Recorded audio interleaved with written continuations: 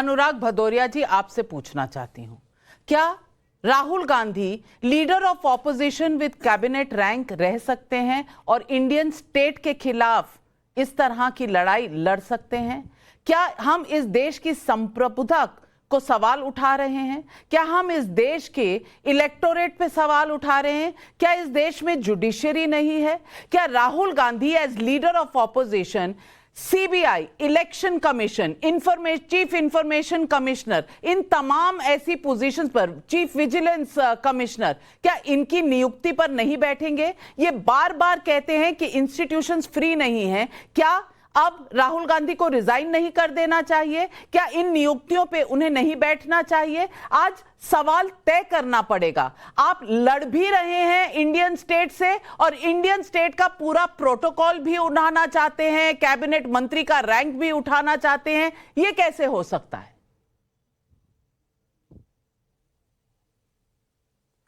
देखिए नाविका जी, पहले तो आपको समझना पड़ेगा इंडिया गठबंधन का मतलब क्या है। इंडिया गठबंधन का मतलब होता है एक सोच, सत्य, विचार, राष्ट्रवाद, खुशी, एकता, मोहब्बत, देश की उन्नति, हर घर में खुशहाली, हर चेहरे पे मुस्कान और देश में हर व्यक्ति हंसी खुशी रहे और नफरत खत्म हो। यह है इंडिया गठबंधन का मतलब। अब इंडिया गठबंधन का मतलब यह है, अगर बीजेपी नहीं समझ पाती है और उसमें से एक नई नई बात निकाल के लाती है। आप बताइए, हम अगर उत्तर प्रदेश की सरकार से लड़ रहे हैं और हम कहेंगे हम सरकार से लड़ रहे हैं, तो इसके मतलब क्या हो गया? स्टेट से लड़ रहे हैं, मतलब सरकार जो वहां पे सरकार उससे लड़ रहे हो, मेरा अधिकार है कि हम सरकार की गलत नीतियों के खिलाफ लड़ेंगे और सरकार को आईना दिखाएंगे। और अभी अभी तो बीजेपी के प्रवक्ता बोले कि राजनीतिक रूप से स्वतंत्रता 2014 में मिली, तो इसके मतलब उसके पहले राजनीतिक, जब अटल बिहारी वाजपेयी जी थे तब राजनीतिक स्वतंत्रता नहीं थी क्या? या उसके पहले आडवाणी जी थे, इनकी तब राजनीतिक स्वतंत्रता नहीं थी क्या? इसके मतलब बीजेपी नहीं आई है क्या? और 2023 में कहने प्रतिष्ठा मिली, आपकी अगर बात मान ले तो इसके मतलब इतने सालों से देश आजाद था तो क्या प्रतिष्ठित नहीं था क्या? क्या देश में कुछ नहीं हो रहा था क्या? अगर कुछ नहीं हो रहा था तो बीजेपी की सरकारें भी रही थी यहां पे। फिर बीजेपी की सरकार ने क्या किया था? तो इसके मतलब ये अपनी सरकार को भी कोस रहे हैं कि वाजपेयी जी ने कुछ नहीं किया। यहां 2023 में प्रतिष्ठा मिली, वाजपेयी नहीं दिला पाए थे, आडवाणी जी नहीं दिला पाए थे, राजनीतिक स्वतंत्रता भी नहीं दिला पाए थे, 2014 में मिली। कैसी कैसी बातें करते भाई। इन्हीं के एक सांसद जी कहती थी असली आजादी 2014 में मिली। अरे कैसी बातें कर रहे हो भाई? यहां लोग शहीद हो गए, भगत सिंह जी शहीद हो गए, चंद्रशेखर आजाद शहीद हो गए, अशफाकुल्लाह शहीद हो गए। लोगों के घर के चिराग उन्होंने अपने उजाड़ दिए, अपने आप को शहीद कर दिया देश को आजादी दिलाने में, और आप कह रहे हो कि देश आजाद 2014 में हुआ है। ये लोग जो तिरंगे, ये किसने कहा है? ये किसने कहा है? एक सेकंड में नाविका जी, मैं इसको करेक्ट कर दूं। अनुराग भदौरिया, मैं आपसे पूछ रही हूँ, क्या Rahul Gandhi India versus India कर रहा है? आप इंडिया गठबंधन की बात कर रहे हैं। इंडिया गठबंधन तो अब मरहूम इंडिया गठबंधन है, अब तो है नहीं ना गठबंधन, क्योंकि लोकसभा चुनाव के लिए बना था, अब कोई लोकसभा चुनाव नहीं है। नाविका जी एक सेकंड, मैं चाहता हूं कि पहले ही मैं इसका शिकार हो चुका हूं, मैं आगे नहीं होना चाहता हूं। फेक न्यूज ने, नाविका जी एक एक करके प्लीज दे लीजिए, क्योंकि मुझे कंप्लीटली मिसकोट किया गया है। मैं पीसीआर से रिक्वेस्ट करता हूं, मुझे कंप्लीटली मिसकोट किया गया है। मैंने कहा कि राजनीतिक स्वतंत्रता तो बहुत पहले मिल गई थी हमें, परंतु यह बात हकीकत है कि जो हमारा स्व तत्व है, जो हमारी प्रतिष्ठा है, वो जागृत तब हो रही है जब हम अपने असली सांस्कृतिक धरोहर पर वापस लौट कर आ रहे हैं, जैसे कि एपीजे अब्दुल कलाम, नॉट औरंगजेब। और इसमें भी यदि इसको भी मोड़ तोड़कर अगर प्रस्तुत करना है तो मैं क्या ही बताऊं। और इंडिया अलायंस, सुन लीजिए सर, मैंने आपके बीच में नहीं बोला अनुराग जी, एक भी शब्द आपके बीच में नहीं बोला। मैं आपसे रिक्वेस्ट करता हूं, आप अपनी बारी में, मैं अपनी बारी में। बहुत हो गया ये तू में मैं सड़क छाप डिबेट, प्लीज रिक्वेस्ट कर रहा हूं आपसे।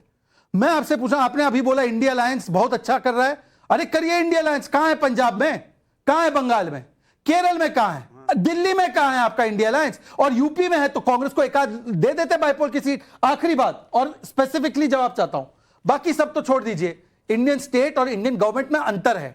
इंडियन स्टेट में लेजिस्लेचर भी है, इंस्टीट्यूशंस भी है। इंडियन गवर्नमेंट आप कह सकते हैं मोदी गवर्नमेंट है, यूपी गवर्नमेंट योगी गवर्नमेंट है, पर इंडियन स्टेट में सेना भी है, जिसके बारे में राहुल गांधी कहते हैं तो हमारे जवानों को अरुणाचल प्रदेश में पीट रहे हैं। मैंने कहा हिंदुस्तान की प्रेस मुझसे इनके बारे में एक सवाल। अब मुझे बताइए अनुराग जी, चीन के विषय में तो मुलायम जी कभी कॉम्प्रोमाइज नहीं करते थे ना। ये कह रहे कि चीन की सेना हमारी सेना को पीटती है।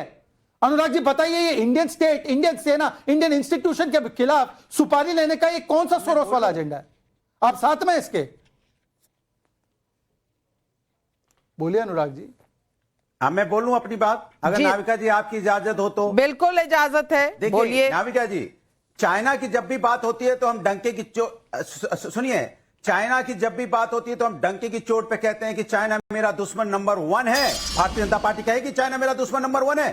चाइना नंबर दुश्मन 1 है, ये हमने शुरू से आदरणीय नेताजी ने पार्लियामेंट में खड़े होकर कहा था। तो फिर आपने चाइना के यहां पे क्यों बुलाया, क्यों आपने झूला झूला, क्यों आपने इतनी मित्रता बढ़ाई, और बाद में क्या हुआ, झगड़ा हुआ ना, हमारे लोग शहीद हुए ना। सवाल का जवाब नहीं देते हो आप बताइए रमेश बिधूड़ी क्या बोलता घूम रहा है, कितनी बार बोलेगा महिलाओं के बारे में?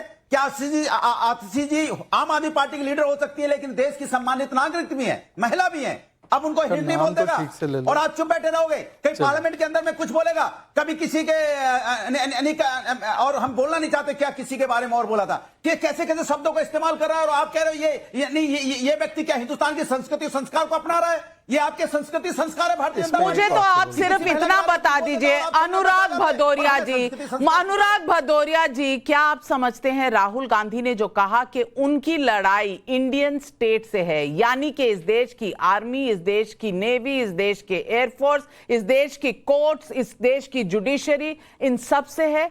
क्या आप राहुल गांधी का समर्थन करते हैं, हां या ना?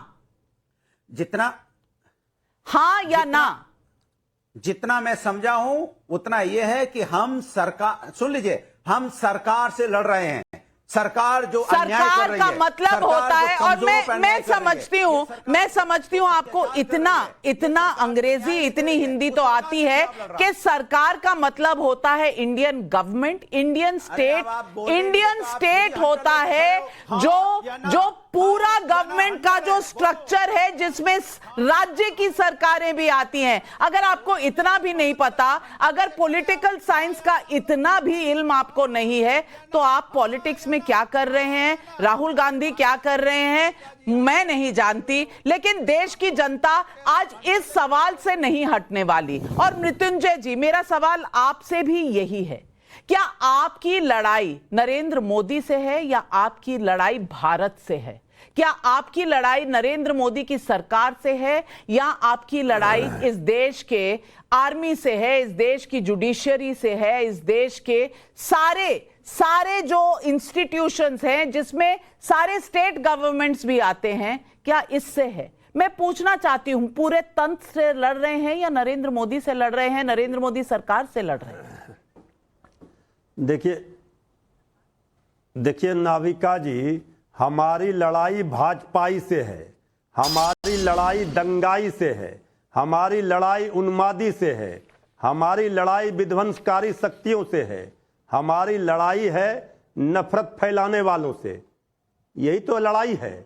और जब हम लोग इंडिया गठबंधन के लोग, राहुल गांधी जी बीजेपी की सरकार के नीतियों का विरोध करते हैं तो ये लोग हल्ला करते हैं कि ये देश के विरोध में इन्होंने कह दिया, देश के विरोध में इन्होंने कर दिया। ये देशभक्ति का पाठ ये पढ़ाएंगे नकली लोग। ये आरएसएस में कब से राष्ट्रीय ध्वज फहराया जाने लगा? इसके पहले राष्ट्रीय ध्वज फहराया था जिनका स्वतंत्रता के आंदोलन में कोई योगदान नहीं रहा, वो ज्ञान दे रहे हैं आजादी पर। ये कह रहे हैं कि आजादी 14 में मिली,